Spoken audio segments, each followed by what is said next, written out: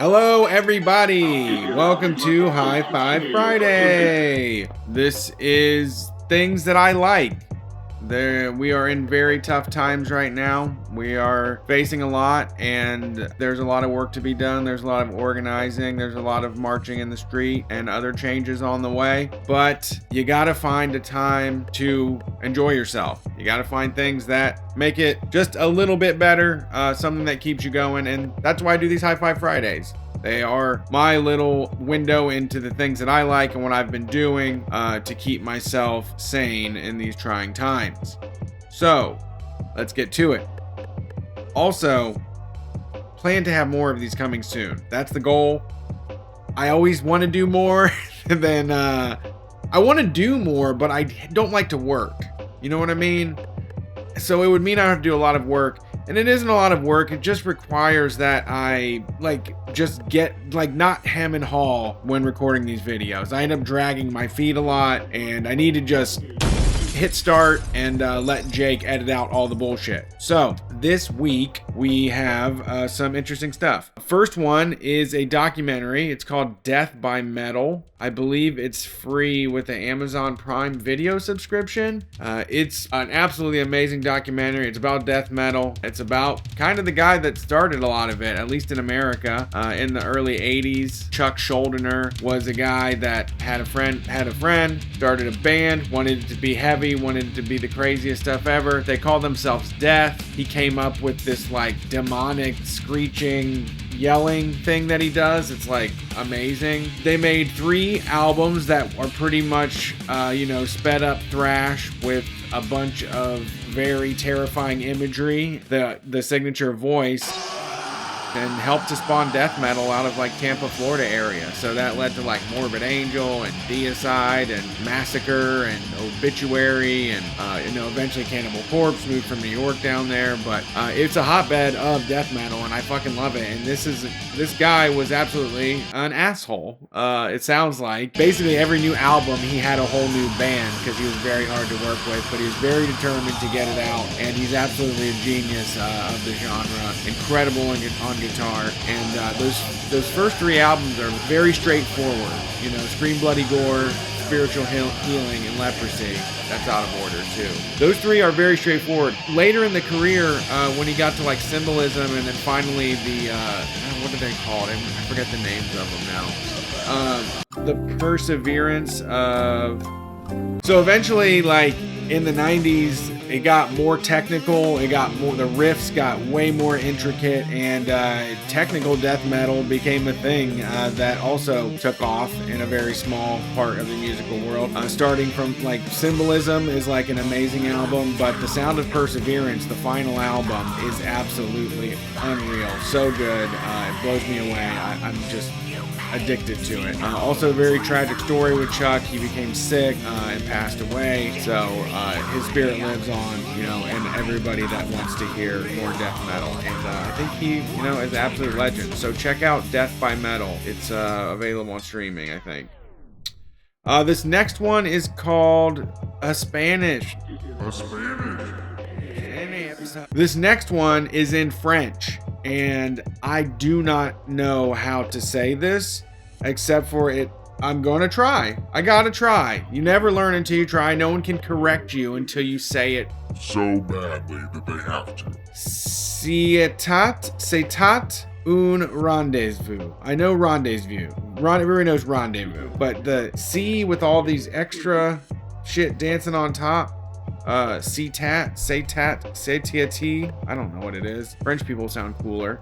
So Claude Lelouch did this. Lelouch made this back in the 70s with a Mercedes? A Mercedes big fucking car, and drove it through the streets of Paris at Sunday morning, 5 in the morning.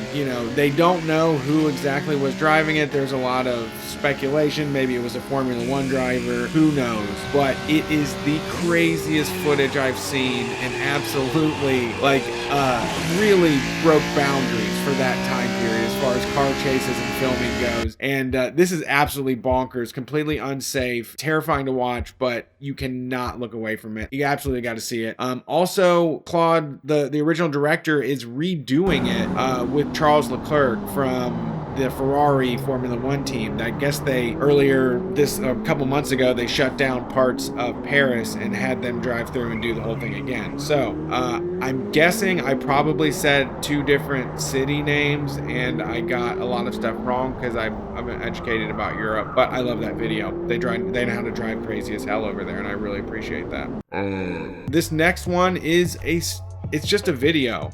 This is a YouTube video that I thought was just amazing. It's just a short, quick bite, of content. It's like under 10 minutes, and it has a lot of, first-hand stories. It's about the debut of Klaus Nomi at this variety show in New York City. Klaus Nomi is a character that I remember seeing as a kid, but didn't really research until, recent years, just trying to piece together pop culture and punk and art and the creative people that defined that generation. So Klaus Nomi's debut, absolutely incredible. I love the stories. The guy talks about playing the stupid wavy instruments and how it was just this goof off thing. And then Klaus comes out and it's like bonkers, makes you want to just start weeping. It's so incredibly good. So please watch the whole video after this. It's something you gotta see. Song for the week, Girl School. Race with the Devil. Girl School is part of the new wave of British heavy metal, the cool shit that Metallica ripped a lot of riffs off of that was happening in the late 70s, early 80s. Motorhead was there. Iron Maiden are the big ones, obviously, but there's so many other amazing bands like Praying Mantis and who else? I can't even name anymore. I said there were so many and I can't even name them. Witchfinder General, sure, that's a great one. Absolutely. Who else do I like? Saxon. Fuck yeah. And Girl School.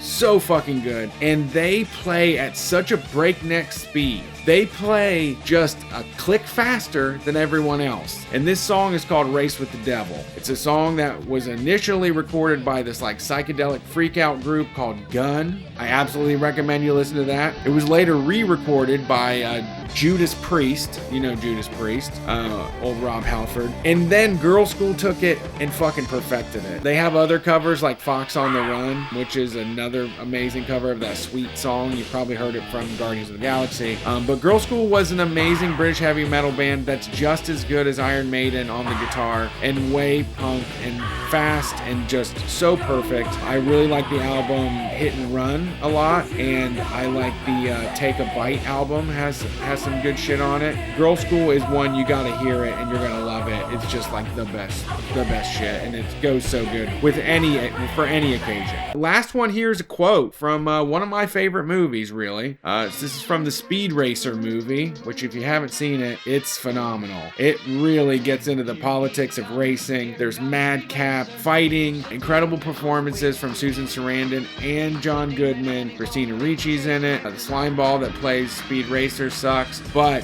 the movie is so fucking good. Also, the dude from Lost, Jack from Lost. I don't know what his real Jack from Lost is also in it. So in the movie, Speed says, "Racing hasn't changed and it never will." And then Racer X says, "It doesn't matter if racing never changes. What matters is if we let racing change us." Yeah, so powerful. So powerful, Racer X. Racing did kind of change you to become some sort of dark, shadowy figure that lives in the night like a Batman in a car. So I don't know how true or how much of a hypocrite Mr. Racer X is, but I think that, during these trying times and as violence ramps up and as we see more and more, we need to stay strong and stick to our convictions and see them all the way through and to their logical end in what we believe to make sure the world is a better place and that, we take care of marginalized people and oppressed people, working people. So don't let this shit change you. Don't let this shit get you down. Keep your heart full of hope and promise for the future. That's all we got. There's nothing else. Nobody's in control of this whole fucking thing. So it's all relies on us, and the thousands of people that I saw on the streets during those George Floyd protests lead me to believe that we're moving to a better place. So with that, thank you for watching my High Five Friday video. I will be back in 2 weeks because I said to Jake, I was like, well, I could agree to do this every single week, but then I would procrastinate it so that I don't do it for a whole month. And you know what? I was right.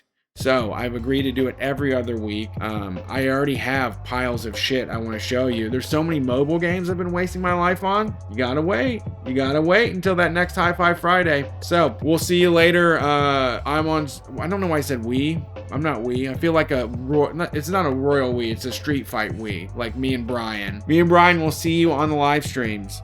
Peace.